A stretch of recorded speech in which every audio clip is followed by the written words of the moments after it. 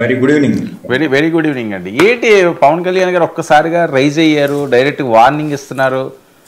మీ బూతులు మారలేదు, మీ బుద్ధులు మారలేదు, నా మంచితనాన్ని ఇప్పటి వరకు చూశారు, వేరే లెవెల్లో ఉంటుందని. ముందుగా 99 యాజమాన్యానికి, మీకు అలాగే ప్యానల్లో ఉన్న సోదరులందరికీ కూడా వెరీ గుడ్ ఈవినింగ్ అండి. పవన్ కళ్యాణ్ గారు ఎందుకు అలా స్పందించారో నాకైతే అర్థం కాలేదు సార్. ఎందుకంటే కూటమి ప్రభుత్వం వచ్చిన తర్వాత వైఎస్ఆర్సీపీ పార్టీకి సంబంధించినటువంటి నాయకులు కానివ్వండి, మాజీ మంత్రులు కానివ్వండి, ఎంపీలు కానివ్వండి, ఇంక్లూడింగ్ జగన్మోహన్ రెడ్డి గారితో సహా ఎవరు బూతులు మాట్లాడిన సందర్భాలు ఏమీ లేవు కదా. మరి ఆయనకి ఎక్కడి నుంచి వచ్చినాయి అంటే సోషల్ మీడియాలోనేమో ఆయన అన్నారు కదా, ఆ హ్యాండిల్స్ నుంచి వస్తున్నాయని. ఏ హ్యాండిల్స్ నుంచి వచ్చినా ఇప్పుడు ప్రభుత్వంలో ఉన్నాం మనం, అసభ్యకరమైనటువంటి అనారోగ్యకరమైనటువంటి ఆరోపణలు కానివ్వండి లేదా అలాంటి వ్యాఖ్యలు కానీ వస్తే అరెస్టులు జరుగుతున్నాయి. ఒక పక్కన అరెస్టులు చేస్తున్నారు కదా, ఇంకా ఏం చేస్తారు అదే అర్థం కాని విషయం. చట్టాలకు అతీతంగా ఏమైనా చేస్తాను అని చెప్పేసి అని చెప్పదలుచుకున్నారా? సోషల్ మీడియాకి సంబంధించినటువంటి ఒక వ్యవహారంలో 41A నోటీస్ ఇవ్వాల్సినటువంటి కేసుల్లో కూడా ఈరోజు అక్రమంగా అరెస్టులు చేసుకొచ్చి పక్క రాష్ట్రాల్లో ఉన్నటువంటి అధికార ప్రతినిధులను కానివ్వండి, మీడియాకి సంబంధించినటువంటి వ్యక్తులను కానివ్వండి, కొంతమంది ఎనలిస్టులను కానివ్వండి తీసుకొచ్చి అరెస్ట్ చేసి మళ్ళీ వాళ్ళకి బెయిల్ తీసుకుని కోర్టులో మొట్టికాయలు వేయించుకుని మరీ వెనక్కి వెళ్ళినటువంటి పరిస్థితి కదా. మరి ఎందుకు అలా స్పందించారు అనేది నాకైతే అర్థం కాలేదు నిజంగా. కాబట్టి పవన్ కళ్యాణ్ గారి వ్యాఖ్యల్ని పెద్ద సీరియస్ గా తీసుకోవాల్సినటువంటి అవసరం అయితే లేదు అని చెప్పేసి సీరియస్ గా తీసుకుపోవడానికి ఇంతకు ముందు ఆయన ఎక్కడా గెలలేని మనిషి, లేకపోతే పార్టీ అధ్యక్షుడు ఏం లేదు, పార్టీ ఒక ఎమ్మెల్యే స్థానం ఉన్నా లేకపోయినా లేదు అన్నది మీరు 2019 నుంచి 24 వరకు సీరియస్ గా తీసుకోకపోవడానికి డిప్యూటీ సీఎం ఆంధ్రప్రదేశ్.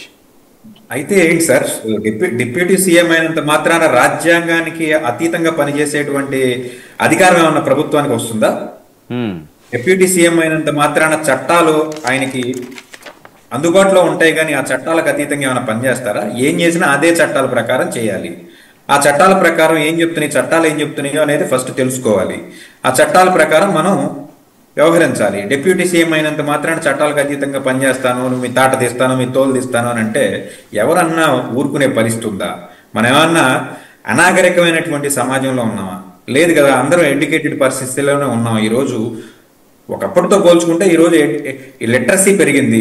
ఈయన ఇప్పటికి కూడా ఎడ్యుకేటెడ్ ఇల్లిటరేట్ లాగా మాట్లాడతానంటే మనం చేయగలిగింది ఏమో. మీకు బాధ్యత ఇచ్చారు ప్రజలు, అడ్మినిస్ట్రేషన్ బాధ్యత ఇచ్చారు. అడ్మినిస్ట్రేషన్ బాధ్యత ఇచ్చినప్పుడు మీరు అడ్మినిస్ట్రేషన్ చేయాలా?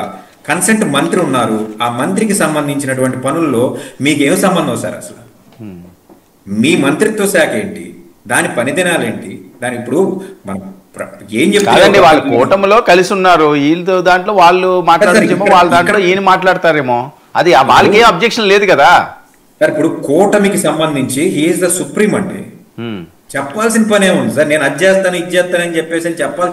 పని చేసేవాడు ఎవడో చెప్పడం, అరెస్ట్ చేయించేవాడు ఎవడో చెప్పాల్సిన అవసరం లేదు. తప్పు చేశారా ఎవరినైనా అరెస్ట్ చేస్తారు, చట్టాలకు ఎవడో అతీతం కాదు ఈ రాష్ట్రం. సార్ ఏంటి రప్పా కామెంట్స్ ఇవి కూడా అది రాజ్యాంగబద్ధమా? గంగమ్మ తల్లి జాతర 88 మ్యాజిక్ ఫిగర్ దాటిన వెంటనే ఇప్పుడు ఒక మాట చెప్తాను సార్. మీ లైవ్ చాట్ మీకు అవైలబిలిటీ ఉంటే చూడండి. 99 లైవ్ చాట్ లో రకరకాల వ్యంగ్యంగా బూతులతో కామెంట్స్ చేస్తున్నారు. వీటన్నిటికీ 99 టీవీ బాధ్యత తీసుకుంటుందా? అలాగే 1,00,000 దాన్ని మనం దాన్ని వదిలేస్తే పర్లేదు, అది రిపీట్ గా జరుగుతుంది కదా. Let me finish. ఒక్క నిమిషం వర్మ గారు, ఒక్క నిమిషం. అలాగే 1,00,000 మంది ఒక పబ్లిక్ మీటింగ్ కి కానివ్వండి, ఒక నాయకుడిని అనుసరించడానికి కానీ వచ్చినప్పుడు ఎవరో ఒకళ్ళు చేసినప్పుడు లేదా ఎవరో ఒక ప్లకార్డు ప్రదర్శిస్తే అది తీసుకొచ్చి పార్టీకి అంటించడం కానివ్వండి. ఇప్పుడు పవన్ కళ్యాణ్ గారి సభల్లో కూడా అనేక రకాలైనటువంటి జుగుప్సాకరమైనటువంటి మాటలు మనం వింటాం. అవన్నీ ఏంటంటే కార్యకర్తల ఉత్సాహం కానివ్వండి, అత్యుత్సాహం కానివ్వండి. ఇంకొకటి ఏంటంటే అసలు రప్ప అనే వర్డ్ అది నిషేధమైనటువంటి వర్డ్ ఏం కాదే. ఒకవేళ అది నిషేధితమైనటువంటి వర్డ్ అయితే మనం మాట్లాడకూడదు. చట్ట ప్రకారం మీరు ఒక జీవో ఇవ్వండి. ఈసారి ఎవరైనా ఇలా అంటే ఇంక్లూడింగ్ పార్టీలతో వ్యవహారంలో కానివ్వండి, లేకపోతే any person in the Andhra Pradesh మాట్లాడడానికి ఈ వర్డ్ వాడడానికి మీకు అధికారం లేదు, మేము నిషేధిస్తున్నాం అని చెప్పేసి అని చెప్పండి.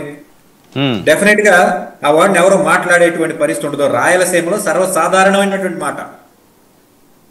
దాన్ని చూసి భయపడుతున్నారా, లేకపోతే ఒకవేళ చెప్పినంత మాత్రాన్ని చేస్తారా? ఇప్పుడు లోకేష్ బాబు గారు ఆయన టైంలో రెడ్ బుక్ లో ప్రతి ఒక్కరి పేరు రాస్తున్నాను, అందరి పరిస్థితి నేను చూస్తాను అన్నాడు. మరి అందరి పరిస్థితి చూశాడు ఆయన? ప్రజాస్వామ్యబద్ధంగానే వెళ్తున్నాడు, ఎంతవరకు పోలీస్ కేసులు పెట్టాలో అంతవరకు పెడుతున్నాడు. అలా అని చెప్పేసి ఆయన రెడ్ బుక్ లో రాసిన ప్రతి పేరు వ్యవహారం ఈ రోజు మొత్తం అంతా అయిపోయిందా? సో అవన్నీ కూడా ఆ డెరాగేటరీ కామెంట్స్ ఇవన్నీ కూడా మనం పట్టించుకోవాల్సిన విషయం లేదు సార్. కాకపోతే ఏంటంటే ఈ రోజు ప్రజలు సమస్యల్లో ఉన్నారు, రైతులు సమస్యల్లో ఉన్నారు. ప్రతిపక్షాలలో ఉన్నటువంటి పార్టీలే కాకుండా అధికార పక్షానికి సంబంధించి వాళ్ళకి కొంచెం ఫేవరబుల్ గా న్యూస్లు రాసేటువంటి పత్రికలు కూడా ఈరోజు ఏమి రాస్తున్నాయి? తేమ పేరుతో బస్తాగా 4 కేజీల నుంచి 8 కేజీలు కోత, రైతులకి కళ్ళల్లో ధాన్యం కళ్ళల్లో దైన్యం అని చెప్పేసి ఈనాడు ఆర్టికల్స్.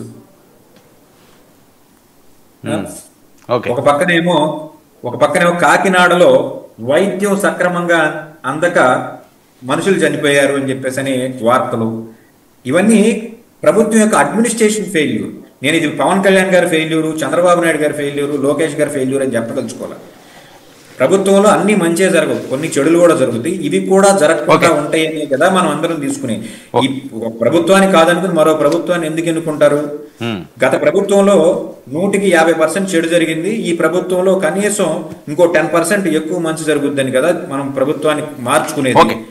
అది కూడా జరగకుండా ఇంకా లో లెవెల్కి వెళ్ళిపోయి అరటి రైతులు అరటి గెలలతో సహా తొక్కిస్తున్నటువంటి పరిస్థితి ఈ రోజు పరిస్థితి. మరి దానికి సంబంధించి ప్రభుత్వం ఎప్పుడు స్పందిస్తుంది అనేది వేచి చూడాల్సినటువంటి ధోరణి. Right, okay. విజయ్ ఏదో చెప్తున్నారు మీరు.